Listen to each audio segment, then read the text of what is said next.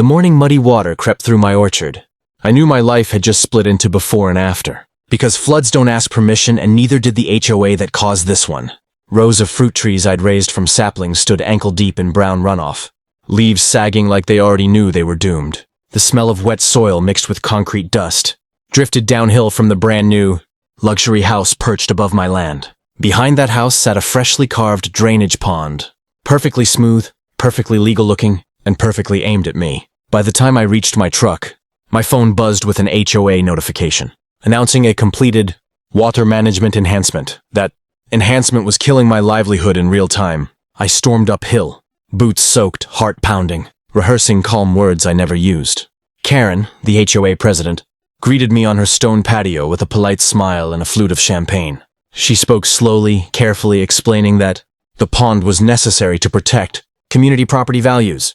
When I pointed to my flooded orchard, she tilted her head and said the runoff was within acceptable limits. Acceptable, she insisted, according to their engineer. She suggested I install better drainage on my own land, as if I'd invited the flood like a guest who overstayed. That night, I walked the orchard with a flashlight, counting drowned roots, fallen fruit, and ruined soil. Anger demanded retaliation, but experience whispered patience. I spread permits, deeds, HOA bylaws, and environmental regulations across my kitchen table. Somewhere in that paperwork was leverage Karen didn't realize she'd handed me. In my state, altering natural water flow carried serious consequences. I documented everything: rainfall data, timestamps, soil saturation, and photos from 6 angles. At dawn, I called an environmental engineer. I barely slept, replaying her smile and the sound of water moving where it never should. This wasn't progress. It was engineered harm. I promised myself that if I fought back, I would do it cleanly, legally, and so thoroughly that even her lawyers would respect it. By the end of the week, Karen hosted a champagne housewarming. Unaware the nightmare had already begun, Karen's party was still echoing through the neighborhood when the first report landed on my desk, and it confirmed what my orchard already knew. The pond violated water diversion laws. The engineer explained it plainly. The HOA hadn't just managed runoff, they had redirected it. That meant liability, fines, and mandatory remediation. I didn't celebrate. I organized. I filed formal complaints with the county, the environmental board, and the state water authority. Each submission included photos, expert analysis, and timestamps that told the same story from different angles. This wasn't emotion. This was evidence. Karen called me 3 days later, suddenly friendly. Asking if we could talk things through, I declined and forwarded her message to my attorney. Inspectors arrived the following week, measuring slopes, testing soil, and tracing water paths straight from her luxury pond into my orchard. The HOA board panicked. Emergency meetings were scheduled. Emails flew. Karen blamed contractors. Contractors blamed HOA approvals. Nobody blamed me, because facts don't argue back. Then came the notices. The HOA was ordered to halt pond usage immediately. Temporary barriers were installed, but the damage was already documented. Karen's house became the focal point of every inspection. Her dream view was now framed by warning tape, survey stakes, and government trucks. Neighbors whispered. Property values dipped. Open house listings vanished. Karen knocked on my door one evening. No champagne this time. She asked if I'd be willing to withdraw complaints. I told her I didn't file complaints. I submitted reports. Reports, once filed, don't belong to feelings. They belong to the record. The fines arrived next.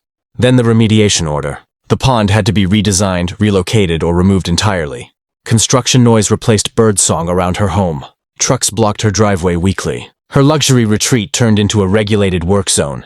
Meanwhile, my orchard qualified for agricultural damage compensation.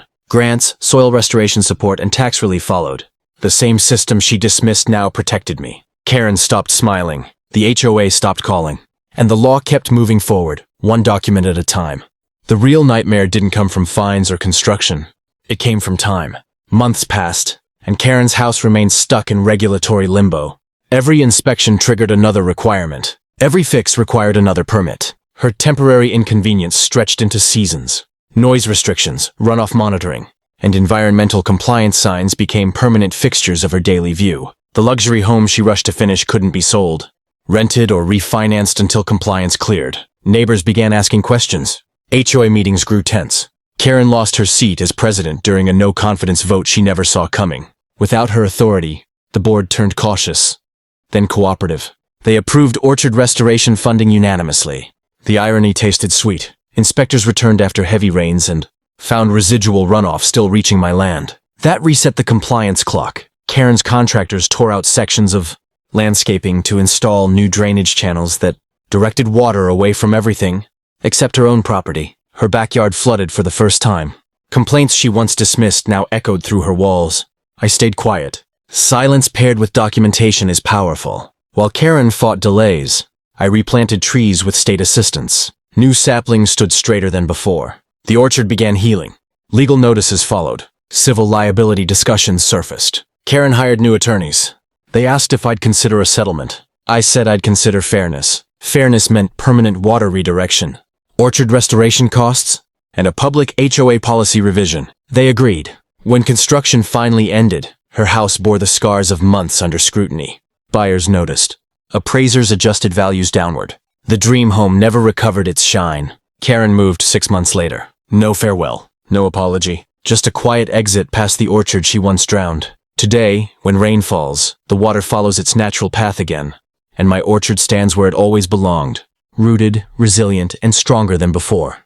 The HOA revised its bylaws to require independent environmental review for any land-altering project. My case is cited in meetings as a lesson, though my name is rarely spoken aloud. Documentation has a way of outliving egos. The orchard now produces more than it did before the flood. Healthier soil, smarter drainage, better oversight. I walk the rows each morning, listening to birds instead of machinery.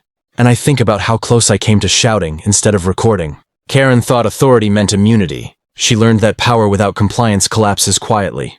Her luxury home sits on the market under a different owner now, priced well below what she paid. The pond is gone. The hill looks ordinary again.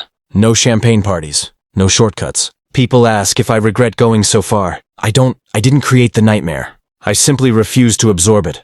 I let the law do what it was, designed to do when someone assumes rules, apply only downhill. If there's a lesson here, it's simple. When entitlement floods your life, don't fight it with noise. Fight it with records, patience, and systems that don't forget. And if you ever hear someone say, it's just temporary, check where the water is flowing.